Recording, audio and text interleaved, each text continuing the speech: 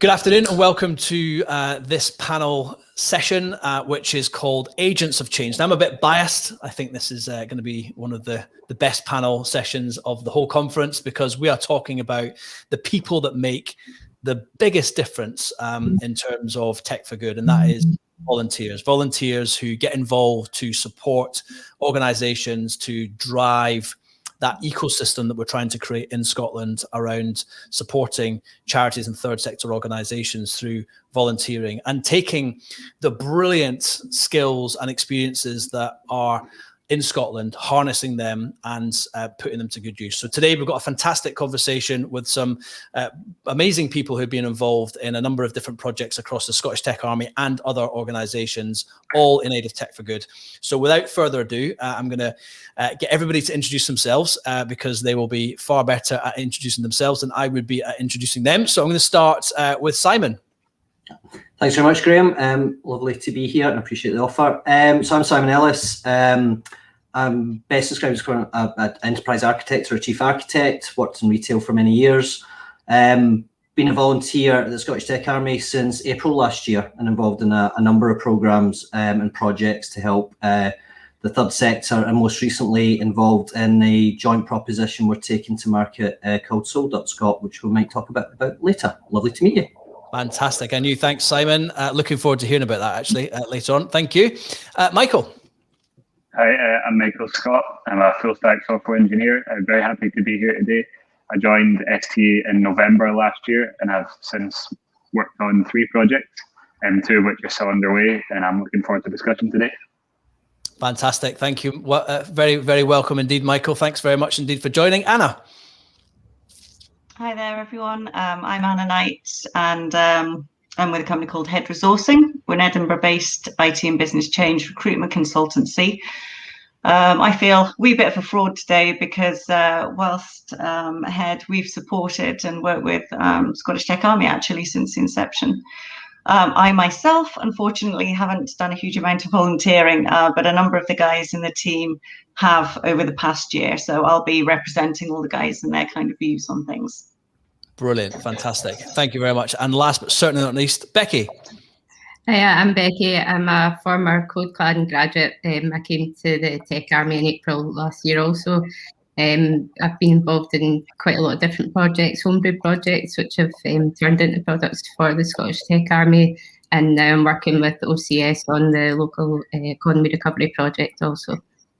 Fantastic. Brilliant. Thanks very much, Becky. And welcome to you all. Looking forward to the conversation we're about to have. And you've all alluded to some of the projects, and hopefully we'll get into some of those specifics as we go through today's discussion. So by way of introduction, I'm Graham Johnson, and I've been involved in the Scottish Tech Army since almost a year, actually. I was probably a week into when it started, but very similar to you, Anna, definitely on the peripheral rather than involved in actually delivering on any of the actual projects.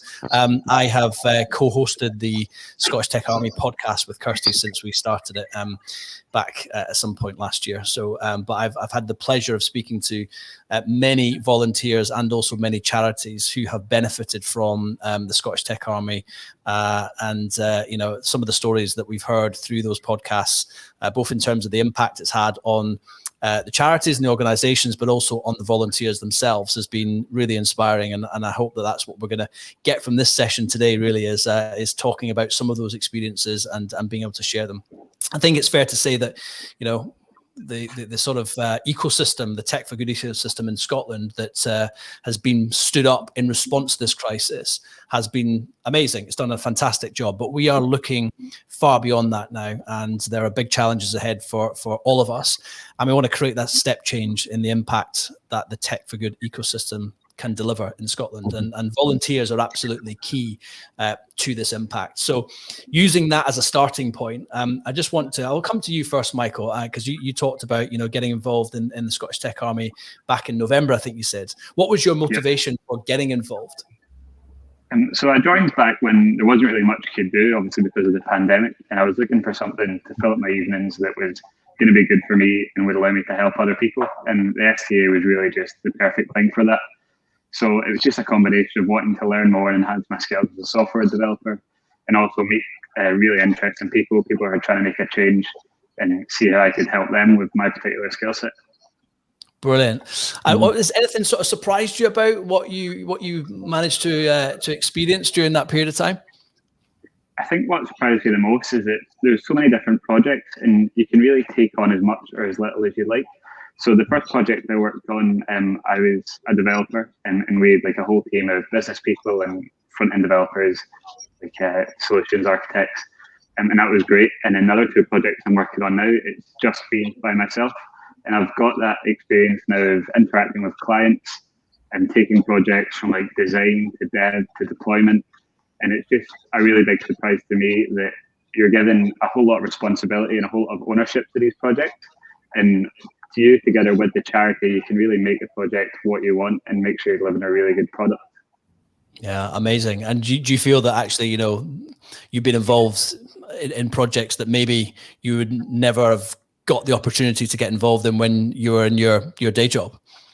Absolutely, yeah. It's great to be part of all these greenfield projects. A lot of the charities, they're wanting these new things. Like the Scottish Tech Army offers something that they couldn't really get anywhere else. Like you're talking about hiring like developers and architects and business people. A lot of charities might not have the resources for that. So going to the STA, it's like Christmas for them. They can submit these amazing ideas and actually get them done where they might not be able to do that before. So it's been a really good experience. Absolutely amazing, brilliant. And Becky, what about yourself? You came straight out of CodeClan, did you say? And then was it almost straight into the Scottish Tech Army? Yeah, I was trying to find my first sort of junior software developer role, and the pandemic hit.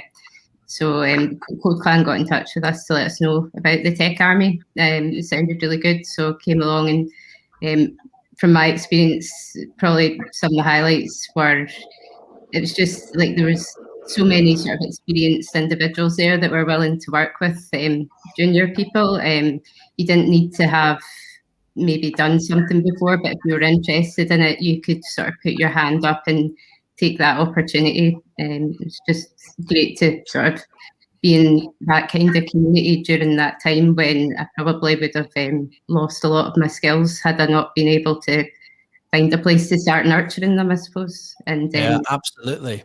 And that's a you can see everyone nodding their head. That's obviously like a consistent experience that people have had as part of volunteering is that skill, being able to keep those skills going, through this period of time where maybe not a lot of else was happening. What type of projects did you get involved in, Becky? To begin with, it was just sort of helping out with like the PMO office, and then I was helping out with the Atlassian admin team as well. And the homebrew project came up. That was, everybody was invited to come along and sort of visualize the COVID data. So we made up a team. It was from the Atlassian admin team. We got together and started to get some development work there. We eventually got the chance to, it was only a week we were doing it for actually, and then we got the chance to present it to the government after we sort of formed a super team. So yeah, that was really cool because I just come out of CodeClan and I hadn't really done anything close to commercial dev. So that was me starting to get a bit closer and work with experienced people to sort of tell us about your experiences, because you've been involved quite a lot all the way through. You said from remind us of when you started to get involved. April, early doors last year. And one of the first people I actually met was Kirsty. One of the sort of leaders of STA now. And my kind of reason for volunteering was potentially slightly different to Michael and Becky's, in the sense that I've got about 20-30 years, the grey hairs of experience in IT, and I wanted to try and give something back. Even though my accent is Scottish and I was born and brought up in Scotland, I live in England. With COVID hitting in particular, it was a time where I felt everybody should be given something. There was a lot of people, Michael and Becky are classic examples of people that are coming out of CodeClan, coming out of these situations, work's tight, etc. So A was to do, give back and deliver some certain projects, which we did, but also to work with and try and mentor and identify great talent. And that slightly selfishly has worked great for me. I've met Becky. We've actually hired Becky now, so she's come through that, and we've taken her on as employee.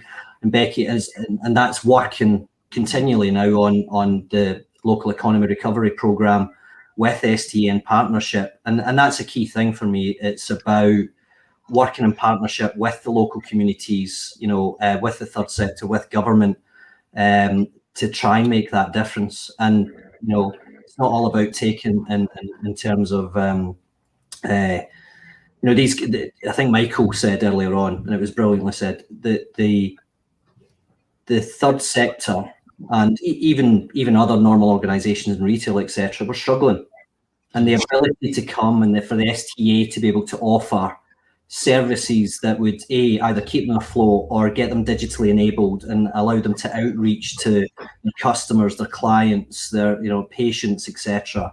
I think it generally has been a game changer, and it's been great experience for me, from that perspective. Worked with great people and great projects. So I think everybody should be doing volunteering, and particularly MD that's been in IT for a number of years that has skills should volunteer some of their time to do something like this, because it really makes a difference, not just for the likes of Becky and Michael and stuff and within the STA, but as Michael said, the end result is the difference it makes to the charities and the people who take their services, and that's what it's always got to be about.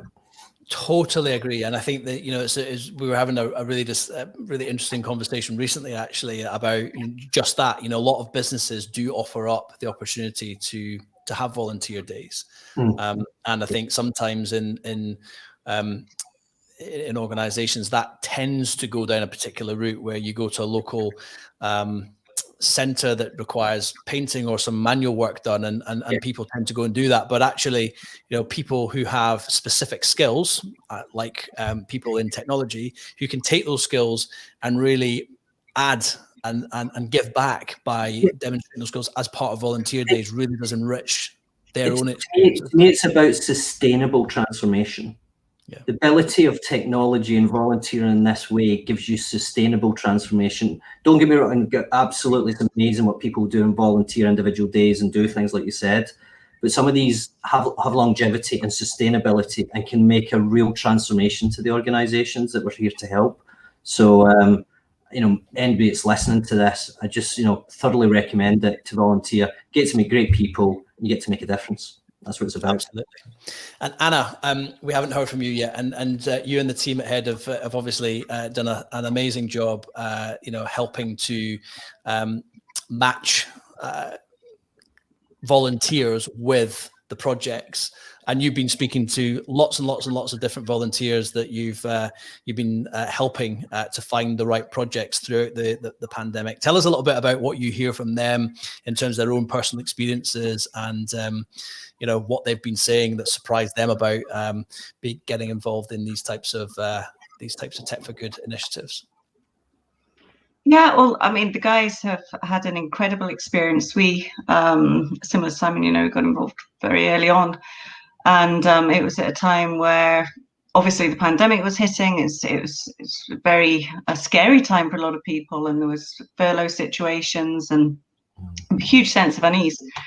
And when the opportunity came up, particularly to work with STA, it was fantastic, because we went out to everyone and said, well, here's an opportunity.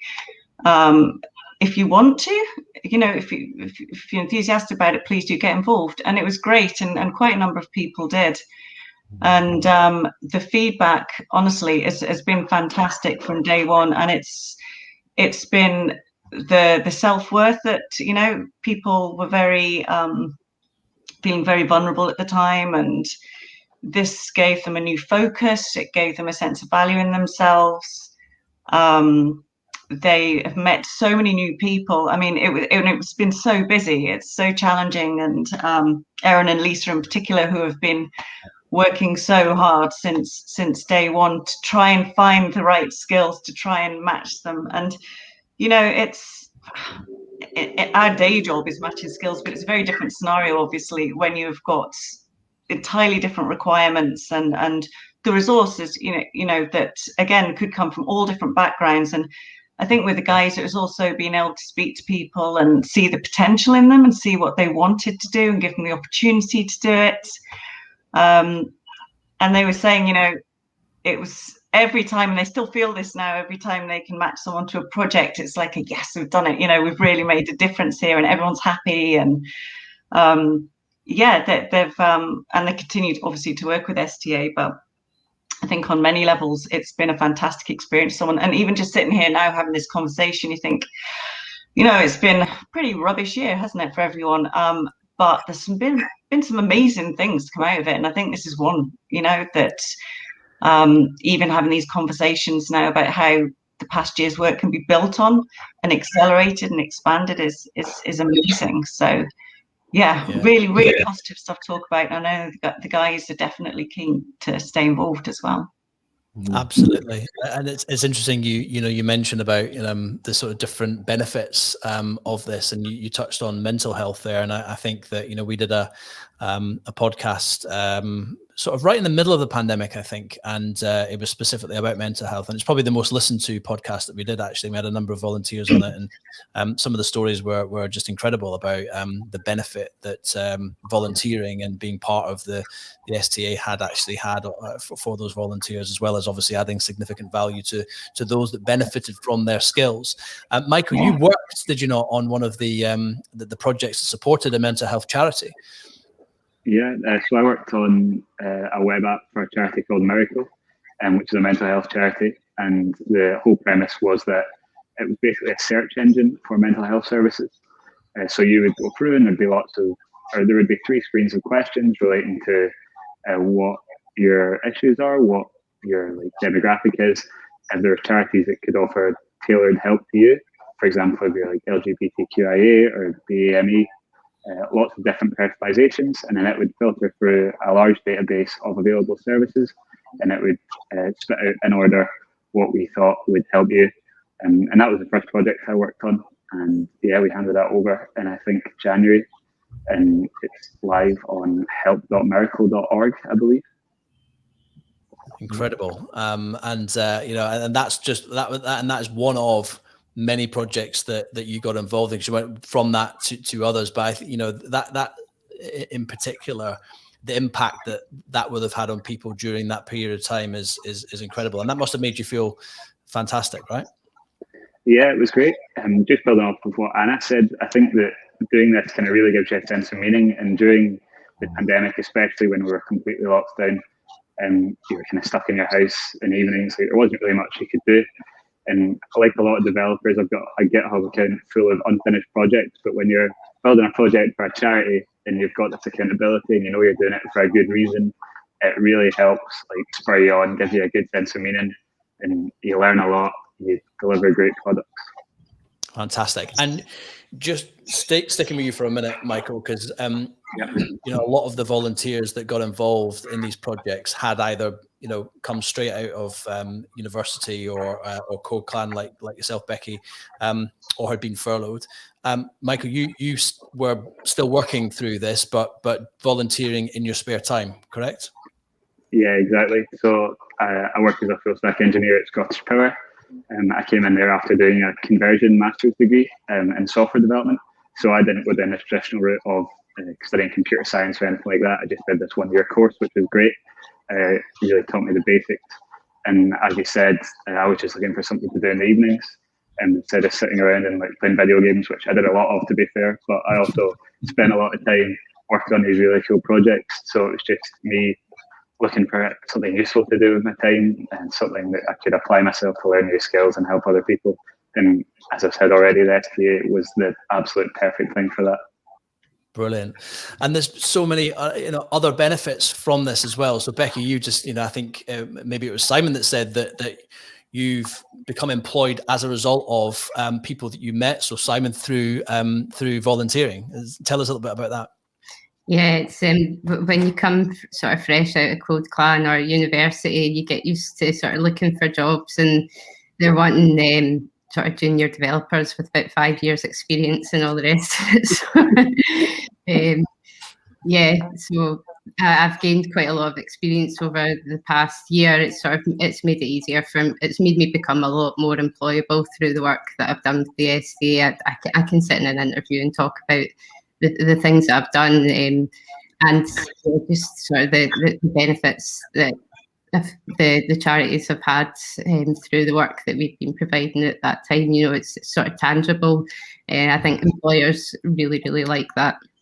Absolutely, yeah, because that experience wouldn't have existed before, and you get the opportunity to actually experience different industries as well, and that must be really important when you're hiring people. I'm going to look to you, Simon, and then I'm going to come to you in a minute, Anna, because you know from someone that employs people and also someone that finds employment for people, seeing that type of experience on CVs must be really important for you as an employer, Simon.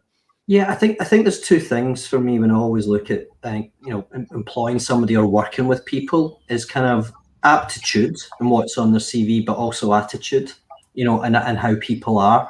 And for me, one of the certain things I've certainly found in the Code Clan, to all their credit, everybody that's been there from Code Clan has just been amazing in both their attitude and how they throw the things in, how they embrace, how they want to learn, how they want to engage. And Becky's right, there's everybody's there to gain experience, but and they've got the aptitude, but the skills they build, that aptitude they build, they build up, the skill set they build up is not to be underrated, because a lot of what the guys and girls have been doing through the STA, it's actually a lot of cutting edge stuff, a lot of things that's really marketable and really sellable. So if you can combine that with a duration of doing something, as Becky kind of alludes to, along with the right type of attitude.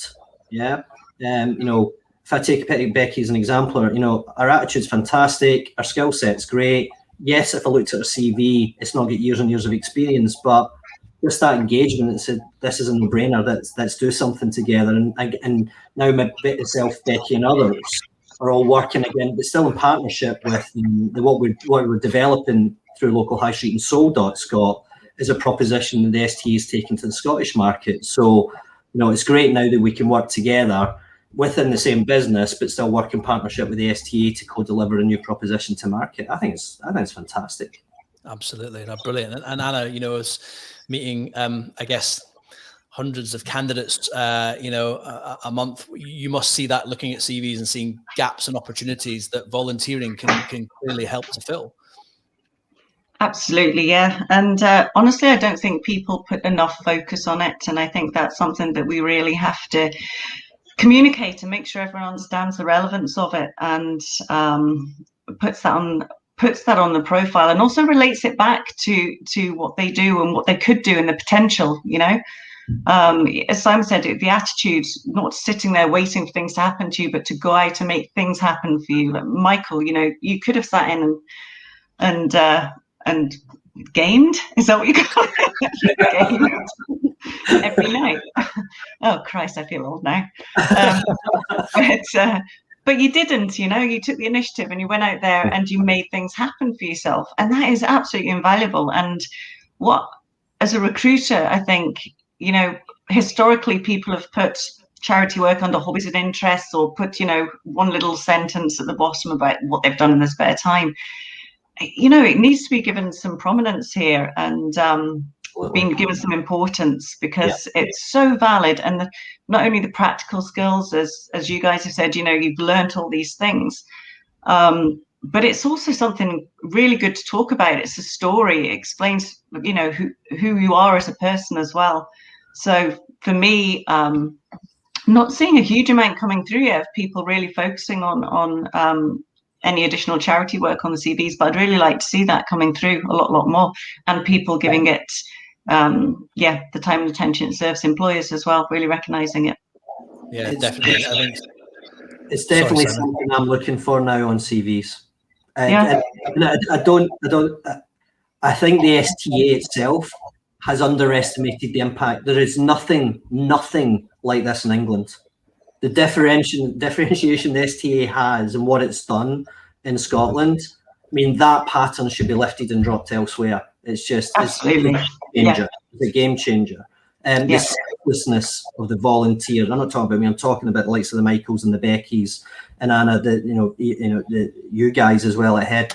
The amount of hours and work and passion that people have, and Graham, you pointed out, there's a lot of people that have had full-time jobs who have volunteered and do it at nights and the weekends. Totally selfless. That to me is a game changer in the CV. You want to look at it and say, people have that attitude, who want to give, who want to be a team player, who care about their neighbourhood and their local towns and those kind of things. That's got to be important in a post-COVID world. Not post-COVID yet, but that community, that sense of community, is incredibly important.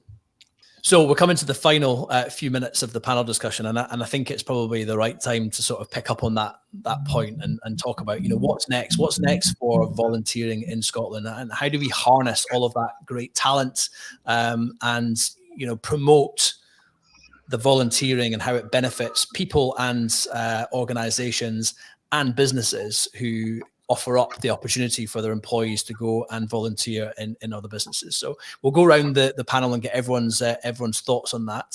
So I'll start with you, Michael. I think what's next is a really hard question. I think we just need people to keep volunteering and to continue volunteering if you're already doing so. One area that you could go down is looking at some of the larger STA projects and what they're doing, where there could be platforms that we could build that could help a number of charities. So you could build one system which 10 charities could use. So maybe that's an area that could be explored.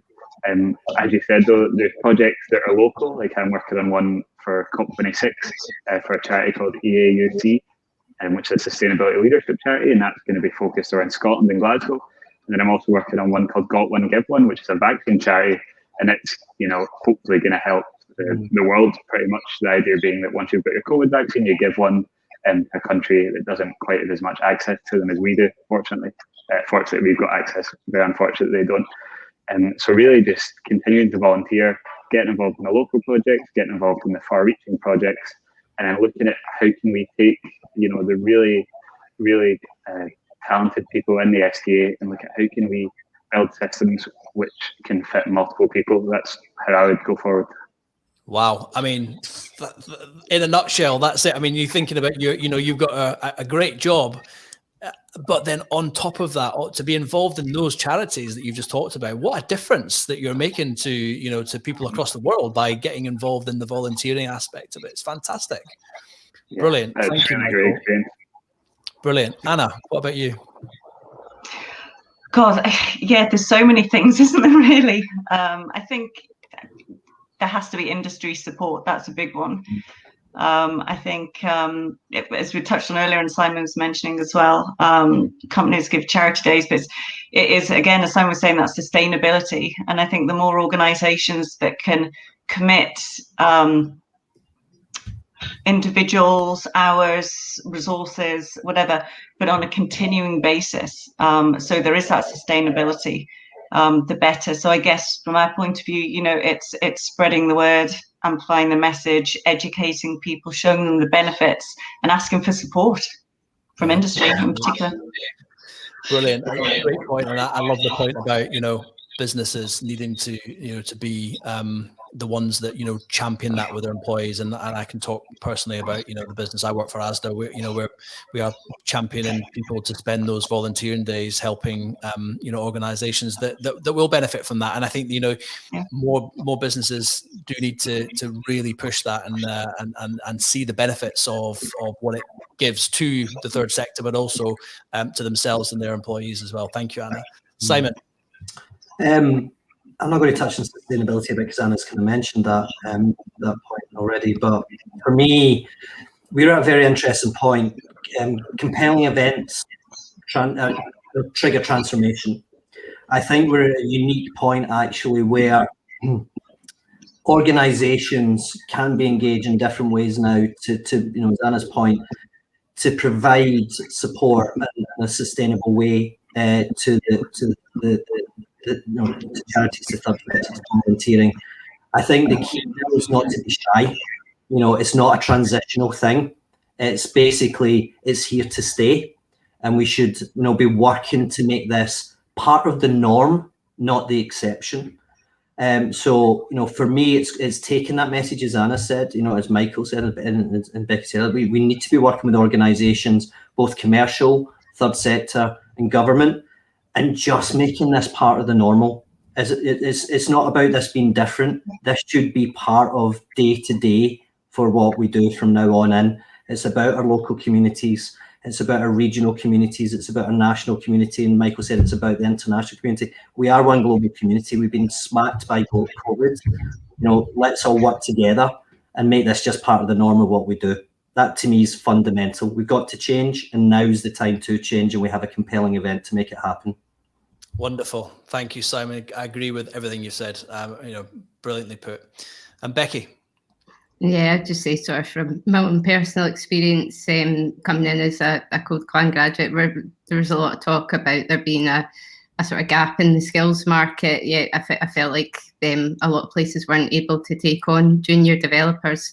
The Tech Army's sort of given us that ground to gain experience while helping out these organisations, and just for those reasons it should continue. There's always going to be more people in my position coming out there, and to have some place that we can develop and sort of provide a wider benefit to our communities in Scotland, should absolutely keep going. Absolutely. Well, I mean, we are out of time, but it's just been really inspiring to hear all of your stories and thoughts and views on what we do, what's happened so far, the contribution that everybody's made, the kind of collective spirit that's been created. And it's amazing, isn't it, that this is only been, certainly the Scottish Tech Army was only created, a year ago today, actually. And, the fact that all of this movement that's been started, and it is a movement, isn't it? And I think that you were talking about that, Simon, about making it the norm. And it is a movement, and it's a movement that's got significant momentum. And I think it's it feels good, it feels right. And I think that the value that can be added by harnessing all of those great skills and attitudes will help us move forward together. And I think that's if anyone's listening to this, not walking away thinking, right, how do I either volunteer more time or get involved, or if businesses are not thinking, how can I get my people more involved, then I think they may not have been listening to the full panel discussion, because I think it's just I don't think anyone could walk away not convinced that this is something that should be further supported and developed. So I want to thank you all for taking part in the discussion. Hopefully just taking part in this discussion will have helped to have initiated more change, and really appreciate all your time, and thank you for tuning in and listening. Hope you enjoyed it, and enjoy the rest of the conference. Thanks very much. Thank you very much. Thanks, Graham. Cheers, Graham.